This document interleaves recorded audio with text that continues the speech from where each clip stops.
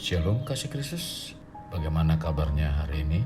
Walau banyak kabar yang membingungkan, meresahkan, bahkan menakutkan, doa dan harapan saya kita semua tetap semangat dan tetap bahagia. Melekat dalam Tuhan melalui renungan hari ini, lewat firman Tuhan yang disampaikan hari ini kita dapat menemukan kebahagiaan sejati. Kita berdoa, Bapa, kami naikkan syukur kepadamu lewat kesempatan hari ini. Kami kembali disirami dengan kebenaran firman-Mu. Biarlah firman yang disampaikan terus bertumbuh di dalam hati kami, dan Roh Kudus memberikan pengurapan bagi kami semua, sehingga kami dibukakan hati dan pikiran kami untuk mengerti lebih dalam tentang firman-Mu Tuhan. Kami rindu bahwa dalam kebenaran firman ini membawa kehidupan kami semakin terus meninggikan Engkau Tuhan. Ini doa kami dalam nama Tuhan Yesus kami berdoa. Amin. Melekat dalam Tuhan bertema temukan kebahagiaan. Mazmur 119 ayat 2 demikian firman Tuhan. Berbahagialah orang yang memegang peringatan-peringatannya, yang mencari Dia dengan segenap hati. Untuk berbicara tentang bagaimana kita menemukan yang cocok dan mendatangkan kebahagiaan itu tergantung dari pilihan yang kita pilih. Dalam urusan memilih, salah pilih adalah sesuatu yang sering dialami. Juga ada yang mengalami sudah menjadi soal biasa. Contoh yang pernah kita alami dalam salah pilih, saat kita membeli baju dari toko A, lalu jalan lagi dan cari yang lain di toko B. Dan ternyata ada baju yang baru dibeli dengan merek yang sama, jauh lebih murah. Berbicara soal salah pilih, saya pernah beli jas diskonan yang murah sekali. Setelah dibeli ternyata ada yang cacat, yaitu robek. Terjadinya salah pilih karena saking senangnya tanpa melihat lebih teliti. Masih berhubungan dengan pilihan. Pernah kita pergi jalan-jalan dengan keluarga untuk melepaskan kepenatan atau kejenuhan. Adapun maksud dan tujuan agar mengalami kebahagiaan saat pergi jalan-jalan. Setelah sampai di tempat yang dituju, bukannya kebahagiaan yang didapat, melainkan kekecewaan karena apa yang diinginkannya berbeda. Cerita tentang pilihan yang tidak membahagiakan mungkin bila diceritakan masih banyak lagi. Kekasih Kristus, mencari kebahagiaan sejati itu memang sulit untuk didapatkan, tetapi yang sebenarnya itu sesuatu yang mudah ditemukan bila kita mau membuka hati kita. Kekasih Kristus, berkaitan dengan kebahagiaan, konon ceritanya Tuhan memanggil 3 malaikat. Sambil memperhatikan sesuatu, Tuhan berkata kepada ketiga malaikat tersebut, yang disebut kebahagiaan adalah sangat berharga, dan ini dicari dan diperlukan oleh manusia. Simpanlah di suatu tempat supaya manusia itu sendiri yang menemukan. Ingat, karena ini sangat berharga, jangan simpan di tempat yang terlalu mudah, sebab nanti kebahagiaan ini disia-siakan. Tetapi juga jangan simpan di tempat yang terlalu susah sehingga tidak bisa ditemukan. Hal yang penting, letakkanlah kebahagiaan ini di tempat yang bersih. Ketiga malaikat itu langsung turun ke bumi untuk meletakkan kebahagiaan. Setelah sampai di bumi, mereka bingung di mana meletakkannya. Malaikat pertama mengusulkan, letakkan di puncak gunung yang tinggi. Tetapi yang lain kurang setuju. Malaikat kedua, letakkan di dasar samudera.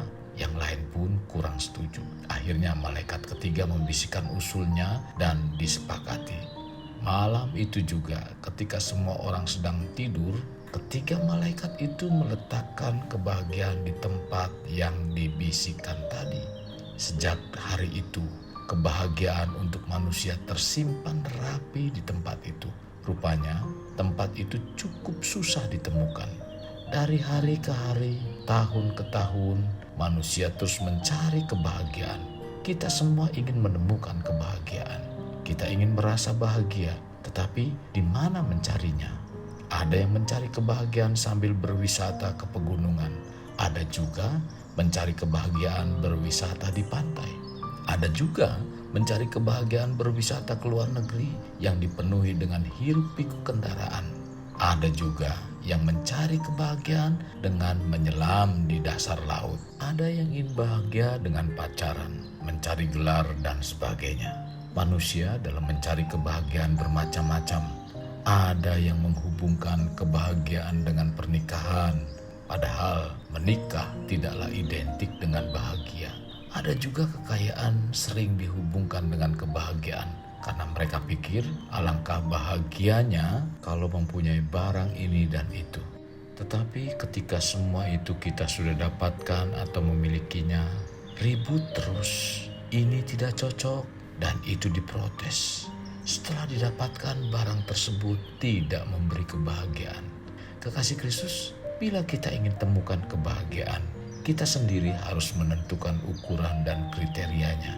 Tuhan Yesus juga mempunyai beberapa kriteria tentang kebahagiaan. Namun, kriteria Yesus sangat berbeda dengan kriteria kita. Tuhan memberikan kriteria banyak sekali tentang orang yang berbahagia. Tetapi saya ingin menyoroti tentang berbahagia pada Matius 5 ayat 8. Demikian firman Tuhan. Berbahagialah orang yang suci hatinya, karena mereka akan melihat Allah. Kebahagiaan yang sempurna adalah ketika kita berjumpa dengan pencipta kita, dan itu merupakan kebahagiaan sejati. Tetapi syaratnya adalah hatinya suci atau bersih. Jadi dengan hati yang bersih memungkinkan kita melihat Allah. Itulah kebahagiaan. Kebahagiaan adalah bertemu dengan Allah. Bertemu dengan Allah syaratnya hanya hati yang suci terhadap pikiran, perkataan, tindakan, atau perilaku. Sekarang bola kebahagiaan ada di tangan kita. Dan untuk temukan kebahagiaan di hidup kita, miliki hati yang suci. Maka kita akan temukan kebahagiaan sejati. Kekasih Kristus, jadikan hidup kita untuk lebih bermakna. Membangun pribadi bermakna dimulai dari pribadi kita. Kita berdoa, Tuhan, kami naikkan syukur kepadamu. Firman-Mu kembali mengingatkan kepada kami, agar kami senantiasa dapat terus hidup dalam kebahagiaan. Ternyata kebahagiaan didapatkan ketika kami memiliki hati yang suci. Hati yang suci dalam berbahagia, kami akan berjumpa dengan Engkau Tuhan. Tuhan pimpin kami supaya kami senantiasa memiliki kebenaran firman-Mu dan kami menemukan kebahagiaan lewat kebenaran firman-Mu itu. Tuhan, bawa kami senantiasa untuk terus tertanam dalam kebenaran-Mu Tuhan, agar nama Tuhan dipermuliakan lewat hati, pikiran, dan perbuatan kami. Ini doa kami dalam nama Tuhan Yesus kami berdoa. Amin. Kasih Kristus, mari kita akhiri renungan ini dengan mengendahkan kedua tangan kita. Terimalah anugerah berkat dari Allah Bapa, kasih sayang daripada Yesus Kristus, dan persekutuan dengan Roh Kudus yang mencurahkan berkat secara rohani, berkat secara jasmani, dan berkat secara ekonomi, di mana berkat Abraham, berkat Ishak, berkat Yakub dicurahkan dan dilimpahkan dari saat sekarang sampai Maranatha tiba. Dalam nama Tuhan Yesus. Amin. Sampai jumpa di renungan berikutnya. Tuhan Yesus memberkati. Jangan lupa like, share, dan subscribe.